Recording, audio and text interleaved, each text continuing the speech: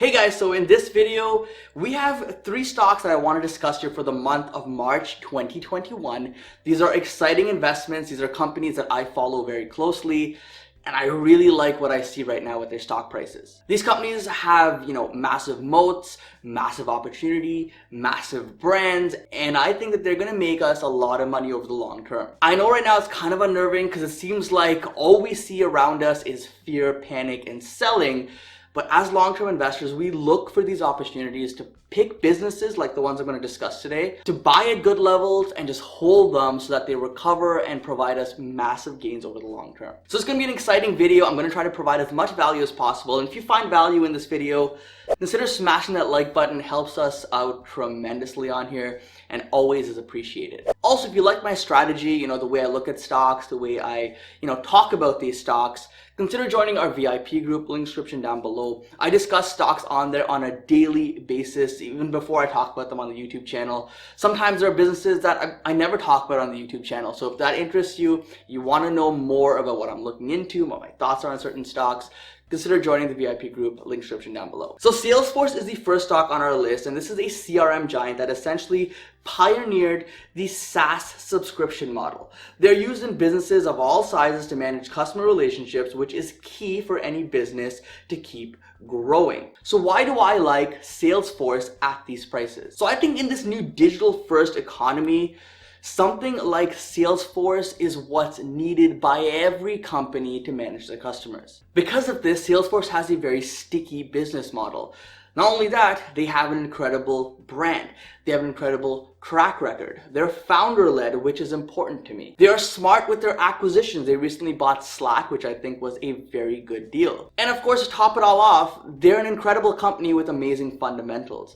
This one is a no-brainer. So why are we talking about Salesforce? Well, they actually dropped down to around 220, actually a little below that after reporting their earnings, which is a very attractive price point for me. So the numbers actually were pretty good. They beat on analyst expectations. They grew 20% in the quarter, and that contributed 24% growth year over year. And they expect to continue growing 20% next year as well, with Slack helping them accelerate growth once again. Now, analysts are actually very bullish on this stock. Clearly, you can see most of them here are standing firm with their stance and see more upside still, which is still very conservative here. By the way, if you're interested in this information that I'm showing you on your screen, check out Tip Ranks, link description down below. You can get this information for any stock that you invest in. The technicals for Salesforce also look very appealing. When you're a support level on the 50 moving average on the weekly, which is a great opportunity to add some shares in my opinion. We're down over 20% from the highs on the stock while the business keeps growing and reporting phenomenal numbers. So this, guys, is a buy for me. The future for Salesforce looks as bright as ever. I don't think that this sell-off is justified. This is just one of those businesses that people are fearing because it's a growth company. But guys, this is a $200+ billion giant. I think it's going to be a $500 billion+ giant in a few years. And it's kind of one of the easiest investments, in my opinion, over the long term. Our next stock is Costco. And this was a surprise to me as well, because you're probably thinking, why am I talking about Costco? Well, this is an interesting company. A lot of us shop at Costco.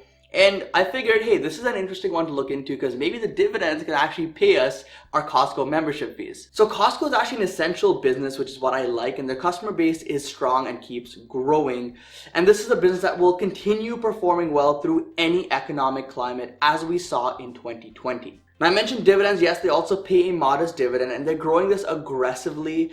And like I said, if you accumulate enough shares in Costco, this can probably pay for your membership. Now look, I don't need to sell you here on Costco stock. I think Costco, the brand itself, the business itself has already proven itself. It's a company that keeps growing. It's a company that keeps providing value to customers. As a customer of Costco, I love shopping there. And I think it's just being pushed down here as consumer stocks are all being pushed down simultaneously, like Pepsi, Procter & Gamble, Clorox, and others. Analysts here see this as over a $400 stock, but regardless, I think right now we're starting to see an opportunity in this retail giant. The charts have shown us a lot of red circles. The charts here show you a lot of red circles, and I want you to pay close attention to that orange line, which is the 100 moving average on the weekly. This is a clear level of support historically for Costco. So if we come down here, around that $320 mark, it's an even stronger buy. But even here, guys, at $3.30 per share, it's still good enough to start a position in my opinion. We are very oversold. We could see a rebound here sooner than expected, but I really wanted to bring this up to you and kind of give you a heads up on this just in case we come down to that level. So, you can watch it and possibly consider buying at those prices if you've done your own due diligence. And I see a lot of comments asking me about what charting tool I use, and it's called TradingView. I have a link in the description down below. You can check it out. Sign up if you think it's useful. It's been something that I've been using for many, many years. I absolutely love the platform. And no, I'm not sponsored by them here. I just really like what they do, and I am affiliated with them for that reason. Now, the last one I'm going to talk about is it's a no-brainer. We can buy this company at any point, and I think it's going to do well over the long term. Amazon is our third company, and this is just a monster growth business that many people overlook because they see it as a $3,000 stock that doesn't have much more upside potential. But let me tell you this, Amazon is going to continue growing at 20-30% plus year over year for the foreseeable future. So this is a growth stock. Amazon is interesting because they have so many businesses, and even if some of them fail, the others just pick up the slack and do incredibly well. AWS is an example. They have Prime Music they're working on, Prime Video, they have Twitch. These guys are everywhere. Over the next few years, we're probably going to see them push a lot more into home automation. They already have started doing that. We're probably going to see them push into drone delivery, EVs perhaps. Guys, they have so much money. They can produce so much money. They are going to be kind of a stock that you look back on in a few years and say, why didn't I buy Amazon at $3,000 per share? Now, similar to the others, analysts are seeing a ton of upside here.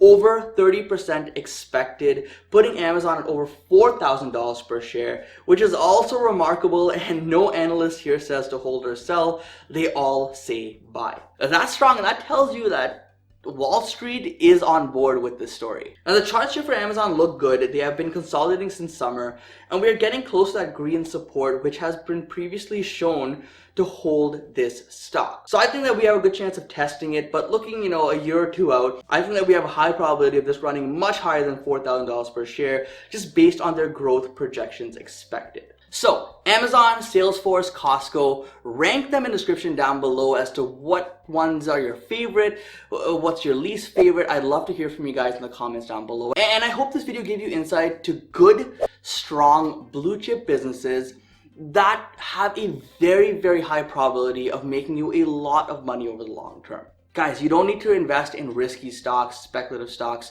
penny stocks, gamble stocks to make a lot of money. If you just grow your wealth over time in businesses that we all know, use, understand, you can still come out a very successful and wealthy investor.